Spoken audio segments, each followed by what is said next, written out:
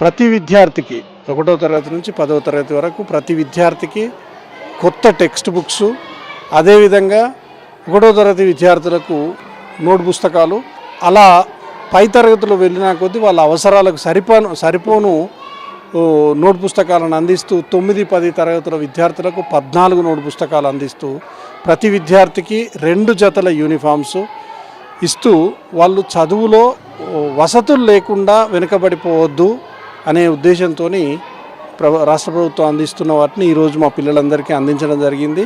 ఈరోజు అబ్సెంట్ అయిన పిల్లలకు రేపు అదేవిధంగా పిల్లలందరికీ వీటిని పంపిణీ చేస్తాం.